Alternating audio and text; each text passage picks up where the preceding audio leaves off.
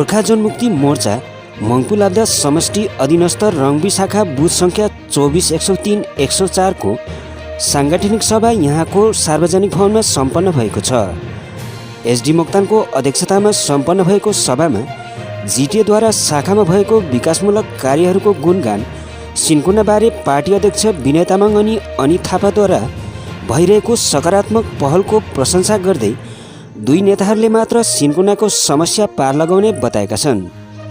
यसको साथै केही दिन अघि मात्र विमल खेमाले सभा गर्दै यसै गाउँका युवा नेता विज्ञान मिश्रमाथि गाली गलौज गरेको विषयमा विरोध जनाउँदै विज्ञान मिश्र राजनैतिक व्यक्ति मात्र नभएर एक कुशल समाजसेवक पनि भएको बताउँदै स्थानीय केही व्यक्तिहरूले बाहिरबाट मान्छे ल्याएर गाली गर्न लगाएको आरोप लगाउँदै यस्तो कामले शान्तिमय वातावरणलाई अशान्त बनाउने कार्य नगरिदिने अपिल पनि गरेका छन्।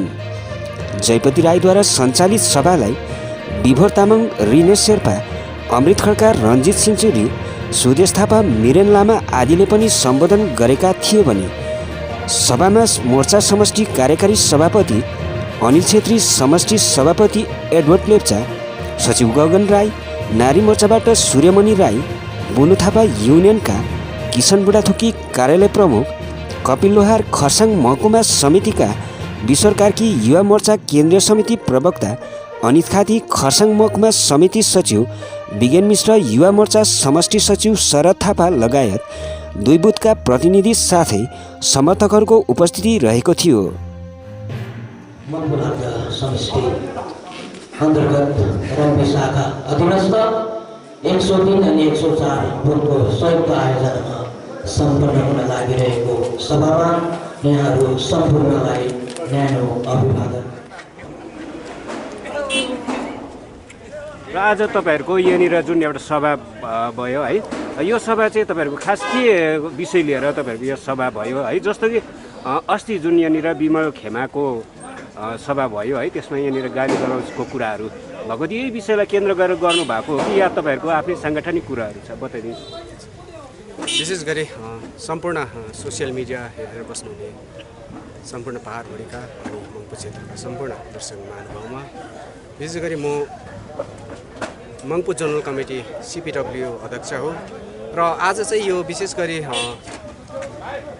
मङ्पु लाब्दा समष्टि अन्तर्गत 103 अनि 104 बुथलाई लिएर जुन चाहिँ बुथ लेभलकै यो मिटिङ भन्नुपर्छ, बुथ लेभलको हल मिटिङ भन्नुपर्छ यसलाई, र यसलाई कोअर्डिनेट गर्ने अनि विशेष जिम्मेवारी मलाई कोअर्डिनेटरको एउटा जिम्मेवारी दिएको हुनाले गर्दाखेरि यो पूर्व घोषित नै कार्यक्रम हो।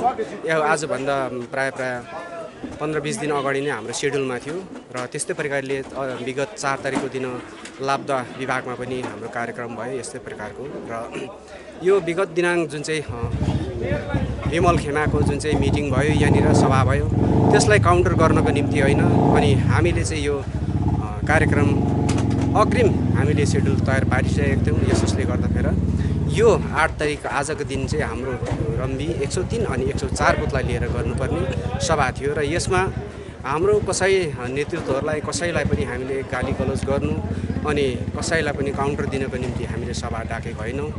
यो हामीले नयाँ सोच अनि नयाँ विचार जुन अनित थापा अनि विनय तामाङज्यूको नेतृत्वमा हामीले जुन कार्यक्रमहरू गरिरहेका छौँ त्यसलाई उजागर गर्न अनि सिपिडब्ल्यू जुन चाहिँ सिन्कोना प्लान्टेसन वर्कर्स युनियनले श्रमिक वर्गको निम्ति जति पनि कामहरू गरिरहेका छौँ त्यो कुराहरू हामीले साझा गर्न, प्रकाश पार्नको निम्ति आजको यो सभा बुथ लेभलकै सभा हामी भन्छौँ यसलाई। 2वटा बुथलाई मात्रै लिएर गरेको। पाखाबाट हाम्रो नेतृत्वहरू कोही पनि आउनु भएन, किनभने मङ्पुकै नेतृत्वहरू समष्टि लेभलका प्रतिनिधिहरूलाई हामीले डाकेर गरेका थियौँ। हाम्रो ग्रामवासीले आफ्नो उपस्थिति राम्रो प्रकारले दिएको हुनाले गर्दाखेरि हामी खुसी पनि छौँ कि नयाँ सोच र नयाँ विचारलाई उहाँहरूले मनैले एउटा आत्मसात गरेको छ। भोलिको दिनमा गएर यस क्षेत्रको, यस विभागको उत्तरोत्तर प्रगतिको निम्ति अझै पनि अनित थापा अनि विनय तामाङको हात बलियो बनाउने रहेछ भन्ने हामीले आज विश्वास गऱ्यौँ, किनभने हाम्रो म्यान्डेट क्लियर छ। यो हलभित्र खचाखच तपाईँहरूले मान्छे देख्नुभयो, हाम्रै जनसमर्थन हो, हाम्रै गाउँ ग्रामवासी हो 103 अनि 104 बुथको, र सम्पूर्ण ग्रामवासीलाई धन्यवाद दिन चाहन्छु कि आजको उपस्थिति राम्रो प्रकारले तपाईँहरूले दिनुभयो। भोलिको दिनमा पनि हामी एकत्रित अनि एउटै छत्रछायामा अनि थापा अनि विनय तामाङको छत्रछायामा हामी बस्नेछौँ भनी हामी आजको सभाले जनाएको छ। अनि आजको सभाले एउटा बताएको छ कि आजको भेलाले हामी अवश्य पनि हाम्रो कार्यक्रमहरू जे जति हुन्छ हामी अवश्य पनि सफल हुनेछौँ भन्दै सम्पूर्ण ग्रामवासीलाई म मुरी धन्यवाद दिन चाहन्छु। धन्यवाद। एउटा युवा मोर्चाको प्रबन्धक भएको हैसियतमा म के भन्न चाहन्छु भने अब राजनीतिमा अलिकति हामीले चेन्ज ल्याउनुपर्छ। युवा मोर्चा हो, युवा मोर्चा भनेको अलिकति खुन उम्लिने धैर्य कम्ती भएको पक्कै हो, तर अब त्यो हामीले गर्नु हुँदैन। नयाँ सोच र नयाँ विचार के हो अब हामीले देखाउनु पर्छ। हामीले अब बौद्धिक आन्दोलन यहाँ गर्नुपर्छ। अब हेर्नुहोस्, आज विस्थापितको जुन कुरा गर्दै थिएँ मैले, आज मैले तपाईँलाई एउटा जुन एउटा भनाइ छ,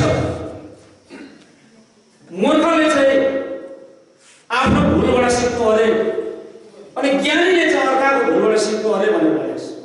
आज विमल दाजुले आफ्नो भुलबाट सिक्दैछ। 3 वर्ष अगाडि बुझ्नुपर्ने कुरो अहिले आएर बुझ्दैछौँ।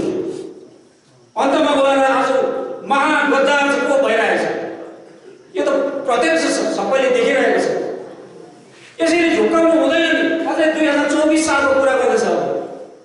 अब कता जानु? त्यति बेला कङ्ग्रेस आउला, बिजेपी नरहला, फेरि कङ्ग्रेससँग फेरि अलायन्स गरेर गठबन्धन गरेर फेरि गोर्खाल्यान्ड माग्नु,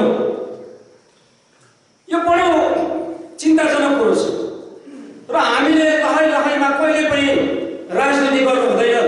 हामीले दुःख पाइसक्यौँ, धेरै दुःख पाइसक्यौँ।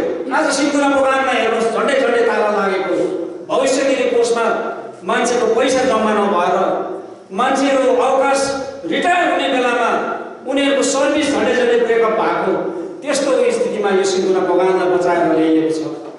बडो कष्ट गरिएको छ, बहुत दुःख गरिएको छ। यो बुझ्नुपर्छ आज हामीले।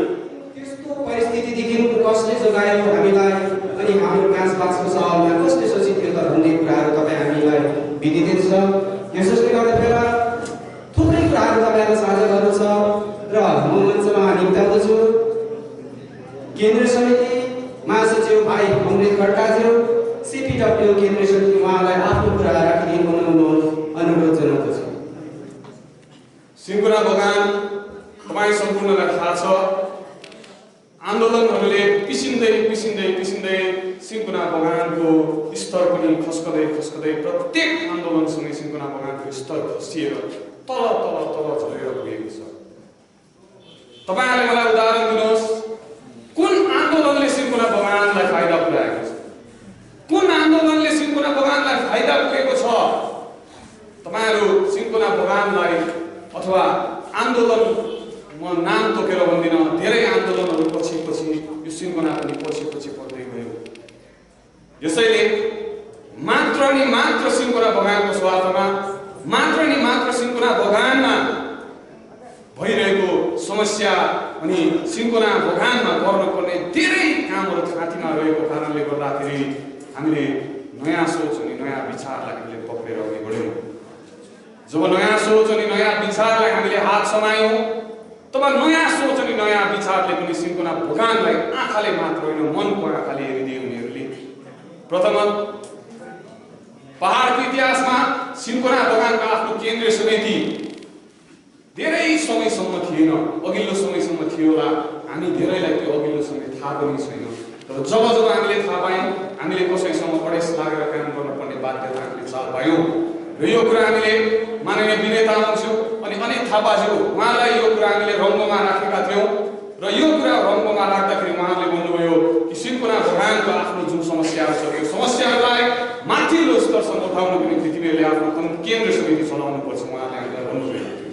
यतिखेर हामीले बुझेका थियौँ कि यस सिन्कुना बगानमा थाँतीमा लागेको समस्याहरू, सिन्कुना बगानको उत्तरोत्तर प्रगतिको निम्ति र सिन्कुना बगानलाई हामीले फेरि यसलाई यसको आफ्नो जवानीमा फर्काइ ल्याउनको निम्ति उहाँहरूसँग मिलेर हामीले काम गर्नुपर्छ भन्ने एउटा हामीले सोच राख्न चाहन्छु।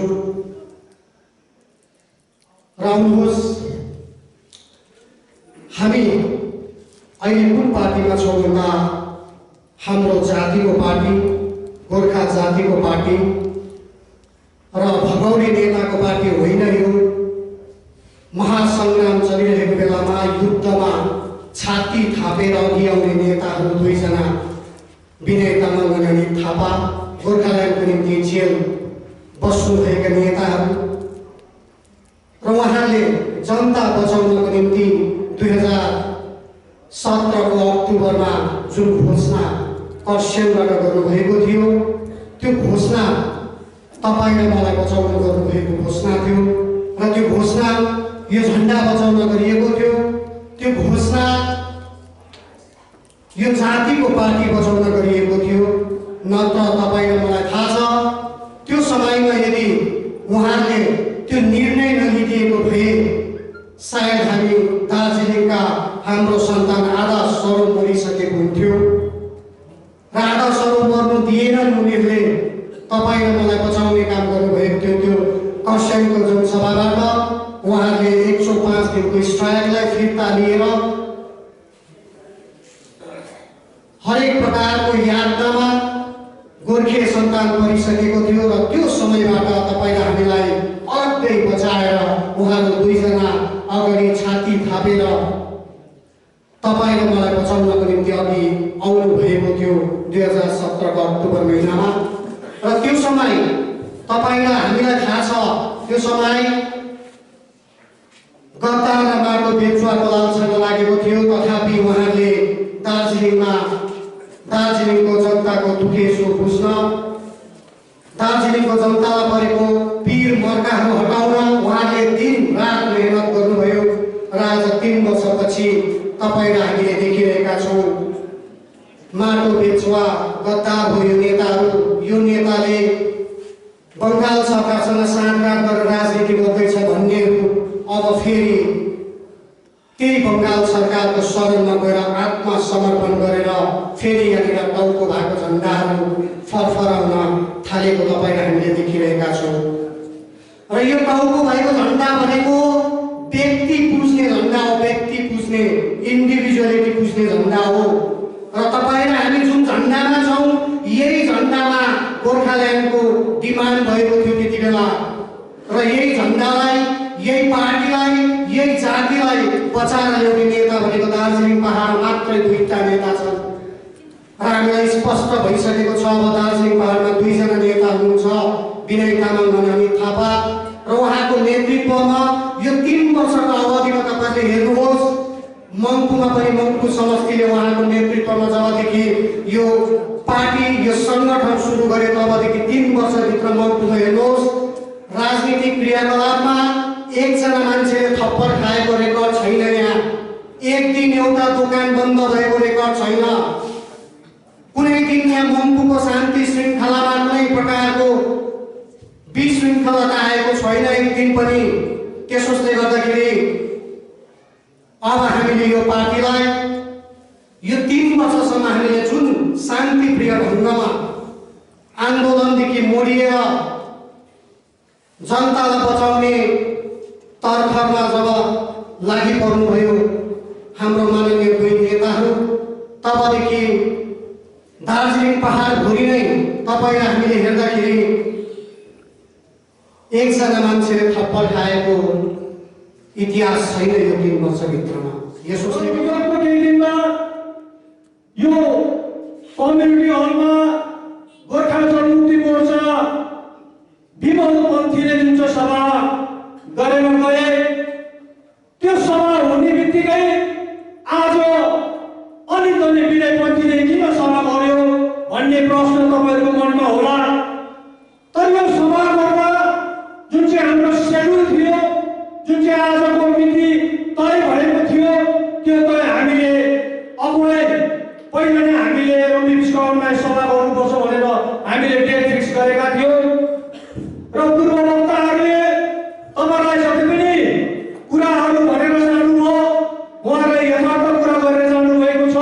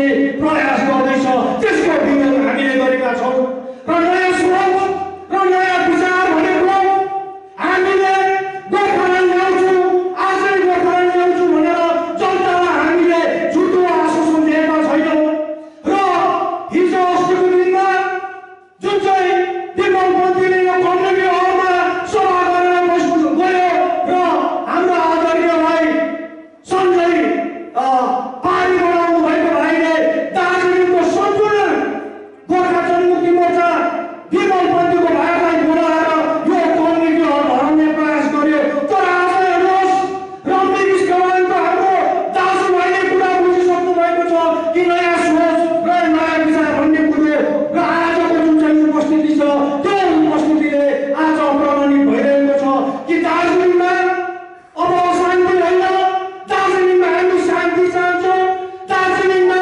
प्रत्येक व्यक्तिले हाँसेको हुनुपर्छ दार्जिलिङमा प्रत्येक व्यवसायीले पैसा कमाएको हुनुपर्छ दार्जिलिङमा प्रत्येक बेरोजगारीले काम पाएको हुनुपर्छ भन्ने जुन चाहिँ सोच आज अनि थापा र विनय तामाङज्यूले अघि ल्याएर काम गर्नुभएको छ त्यसको हामीले सराहना लागेर गोर्खाल्यान्ड भनिरहँदाखेरि म आफै पनि भित्रबाट गर्व गर्थेँ कमसेकम विमल गुरुङले जातिको निम्ति गोर्खाल्यान्डको निम्ति आफ्नो टेक त छोडेको छैन अनि कता कता मलाई हिंता बोध पनि हुन्थ्यो आफैलाई कि हामीले चाहिँ 2017 को आन्दोलनमा 105 दिन नागेर गइसकेपछि हठात आन्दोलनलाई ब्रेक दिनु पर्यो त किन ब्रेक दिनु पर्यो आन्दोलन चलिरहेको थियो किन गद्दारी भनी माग्नु पर्यो यसको कुरा पनि छ मैले आज तपाईहरुलाई खुलस्त गर्नुपर्छ गर्दै थियो आन्दोलन 90 दिन नाग्नु आट्यो साधारणतः दाजुभाइ दिदीबहिनीहरूलाई के कुरा सिकाइयो भनेदेखि 100 दिन नाग्यो भने राष्ट्रपति शासन लाग्छ अरे हेरौँ गयो 90 दिन 91 92 96 100 दिन नाग्यो सेन्ट्रलबाट जुन चाहिँ घोषणा गरेको थियो विमल गुरुङले 2017 को आन्दोलन अन्तिम लडाई भनेर केन्द्रलाई त थाहै रहेन गोर्खाल्यान्ड दिने जो होम मिनिस्टर बसेको छ प्राइम मिनिस्टर बसेको छ दिल्लीमा त कुरै रहेन रहेछ दार्जिलिङबाट सबै पार्टीको प्रतिनिधिहरू चुनेर जीएमसीसी गठन गरेर रात दिन दिल्लीमा मान्छे लगाएर सौराज थापा रोशन गिरीहरू बसेर बल्ला बल्ला बल्ला दिल्लीमा 100 दिन पुगिसकेपछि बोलाइ पठायो अनि बोलाएर त फेरि दिल्लीमा गृहमन्त्रीले के भन्छ भनेको त यो माग त कलकत्ताबाट आउनुपर्छ तिमीहरू राज्य सरकार भएर आउनुपर्छ जवाब त्यस्तो आयो भनिसकेपछि हामीले 105 दिनसम्म अन्धना धुन्दा बेगर स्किम कुनै प्लान छैन पकड छैन लाटा जस्तो काकै गरेको रहेछौँ लाटीले घर लिपेको चुला लिपेको जस्तो लिपेको रहेछौँ हेर्यौँ हामीले सिन्कोनामा त्यति बेला 8 जना रिटायर भयो 105 दिनको आन्दोलनभित्र उसको पेन्सन पेपरहरू बनिँदैन पेन्सन पेपर बनिनुको लागि उसले लास्ट तलब थापेको एलपीसी चाहिन्छ उसको छैन के गर्ने टी गार्डन त्यस्तै भयो सिन्कोनाको लेबरहरू त्यस्तै भयो उता हाम्रो लिडर न दिल्लीसँग सम्बन्ध छ न कलकत्तासँग सम्बन्ध छ लथाडिङ पारेर जङ्गल बस्यो हामीले कुरा बुझ्यौं हुँदैन यसरी हाम्रो मान्छे बिचल्ने हुन्छ र त्यही बिचल्ने हुनको निम्ति हाम्रो मान्छेलाई बचाउनको निम्ति यिनको पछि लाग्यो भने हामी सबैलाई मारा खाउँछ भनेर त्यस पछाडि हामीले हाम्रो कुरा राखेकै हो विमल गुरुङ समक्ष हामीले राखेको कल्याण देवान थियो जसले हिजो मात्रै रिजाइन गर्यो, डाक्टर आरबी भुजेल थियो, सबैजना थियो हामी सेन्ट्रल कमिटीकोहरू। हाम्रो कुरा मानेन, सुनेन। अनि त्यस पछाडि जब कलकत्ताले डाइपटाइट मिटिङ डाक्यो, डाइपटाइट मिटिङ डाकेपछि जिएनएलएफले भाग लिने भयो। हाम्रो पार्टी के गर्ने? हात्ती आयो आयो पुस्छ होला जस्तो भयो। अनि हामीले पनि सल्लाह गरेर त्यो डाइपटाइट मिटिङमा जानुपर्छ। अब दिल्लीको भरोसा भएन, दिल्लीले धोका दियो भनेर हामीले मिटिङ गरेर पारी सिटाउनुमा हामीले हाम्रो प्रतिनिधिहरू पठायौँ। त्यो प्रतिनिधि जो 6 जना गए, त्यो प्रतिनिधि छान्ने पनि विमल गुरुङ नै हो। अनि जब कलकत्तामा कुराकानी भयो, तपाईहरुले देख्नुभयो टेलिभिजनमा, हाम्रो प्रथम मुद्दा नै गोर्खाल्यान्ड हो भनेर विनय तामाङ भाइ हाम्रो वर्तमान अध्यक्ष हुनुहुन्छ, उहाँले स्पष्ट कुरा राख्नुभयो। अनि त्यस पछाडि फेरि विनय तामाङ र अनित थापालाई नै पहाड फर्किन नदिने एलान भयो पार्टीबाट। अब के गर्ने? फेरि आन्दोलनमा जाने। अनि हामीले सोच्यौं हामी हाम्रो सिन्कोनाको मान्छेहरू अलपत्र हुनु दिँदैनौँ, हामी हाम्रो टिचरहरूलाई उनीहरूको सर्भिस ब्रेक हुनु दिँदैनौँ। यसरी हुँदैन भनेर हामीले आँट गर्यौं। हामी पस्यौं, हाम्रो जनताको निम्ति पस्यौं र गएर हामीले गद्दारी पनि भनी माग्यौं, माटो बेचुवा पनि भनी माग्यौं। अनि आएर स्थिति बिस्तारै साम्य बनाएर ल्यायौं। 3 महिनाको तलब दिलायौं, रिटायर हुनेहरूले पेन्सन पायो, टिचरहरूको सर्भिस ब्रेक भएन, तलब पायो। अनि हामीले बुझ्यौं अब दिल्लीबाट केही हुनेवाला छैन र त्यस पछाडि हामीले सबतिर खोलायौं। अनि हामीले खोल्दा नखोल्दा विमल गुरुङले फेरि एउटा कुरा भन्यो कि भारत सरकारको गृह मन्त्रीको निवेदनलाई सुनेर म यो स्ट्राइक खोल्दैछु भनेको अडियो अहिले पनि छ। उसले खोलेको होइन स्ट्राइक, हामीले खोल्दैको स्ट्राइक। किनभने हामी तुरिसकेको थियौँ, हाम्रो सर्वस्व गुमिसकेको थियो, हुनेवाला केही पनि थिएन। अनि हामी गयौँ, त्यतिकै गयौँ र अब राज्य सरकारसँग मिलेरै गर्नुपर्छ भन्ने पक्षमा हामी लाग्यौँ। केही नहुने दिल्लीको भरोसा हामीले त्यति बेलै देख्यौँ। दिल्लीले हामीलाई यसरी खेलाउँछ, हाम्रो लागि केही गर्नेवाला छैन, हामीले त्यति बेलै बुझेको। अनि उनीहरू खै कता निर्वासित भन्छ, कता गए, कहीँ दिल्लीबाट अडियो आउने, घरि नेपालबाट अडियो आउने, उनीहरू कता कता घुमे के गरे, हामीले खेदेको होइन। मङ्पूबाट 2 जना भाइहरू छ, अब हामीले खेदेको होइन। बदमास गर्ने बेलामा बदमास गर्यो, जिलेटिन चोर्यो, AK-47 देखायो। अमिताभ मल्लिक भन्ने एकजना बङ्गाली एसआईलाई एनकाउन्टरमा मारी पठायो, थाप्लोभरि केस लाग्यो। अब जेल जानुको डरले निर्वासित भयो, गएर जेल। हाम्रो सञ्जीव तामाङ भैँसेटार गयो त, बस्यो त, 116 दिन 17 दिन बस्यो। हाम्रो सन्तोष थापा भस्मे बस्यो त, तलबाट मङ्पुरबाट 2 जना भाइहरू बस्यो त, केही पनि भएन त। डरले लुकी हिँड्यो, भागी हिँड्यो, नेपालतिर डुली हिँड्यो, कता कता डुली हिँड्यो, पैसा दियो, गोजीभरि डुल्यो घुम्यो र अहिले आएर यति बेला पाएर फेरि लु बिजेपीले केही नगर्ने रहेछ भन्छ। अब यति बेला बुझेर के गर्नु? हगिसके दैलो देख्यो भनेको जस्तो भयो। हामीले पहिले बुझेको कहाँ पुगिसक्यौँ हामी। ठिकै छ, ढिलै गरेर बुझेको राम्रै हो। तर अब फेरि थाप्लो भइरहेको मुद्दा त जसरी पनि मिटाउनै पर्यो नि त, कोर्टको थ्रोबाटै समाधान हुनु पर्यो नि त, कोर्टमा त जानै पर्यो नि त। ममता ब्यानर्जी बङ्गालको मुख्यमन्त्रीले तिमीलाई माफ भन्दा माफ हुन्छ र? उसको त हेरिङ हुनु पर्यो त, कि जेल जानुपर्छ कि बेल पाउनु पर्यो। अब जेल जानुको डरले चाहिँ ममता ब्यानर्जीको गएर खुट्टा पक्रेर मलाई माफ ममता ब्यानर्जीले माग गर्दा हुन्छ, एन्टिसिपेटरी बेल ट्राई गर्दैछ, त्यति हो, उसलाई मौका दिइराखेको छ। अब कस्तो बेलामा 2021 को इलेक्सन अगाडि छ, अब न्यू पायो उसले, फेरि गोर्खाल्यान्डको नाममा तपाईँ र हामीलाई बोका बनाएर, तपाईँ र हामीलाई लठुवा बनाएर, तपाईँ र हाम्रो अनुहार देखाएर ऊ चाहिँ ममता ब्यानर्जीलाई यति बेला माफ माग्नु जानु चाहिँ कहाँसम्मको स्वार्थी मान्छे हो।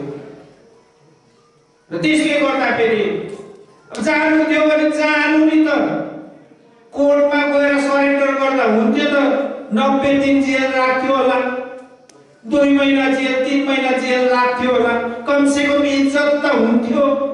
हामी गोर्खाहरूले जुन गर्व गरेको थियौँ त्यो गर्व त जिउँदो हुन्थ्यो। तर आज गएर कलकत्तामा सरेन्डर गरिसकेपछि के भयो तपाईँ र मेरो? आज भारतको अन्य प्रान्तमा बस्ने अन्य भारतीयहरूले हामीलाई गोर्खाहरूलाई के सोच्दो? 21 तारिकको दिनलाई, यो विगत अक्टोबर 21 तारिक जुन दिन विमल गुरुङले सरेन्डर गर्यो कलकत्तामा, त्यो दिन गोर्खाहरूको निधारमा कालो पोतिएको दिन भनेर म भन्छु।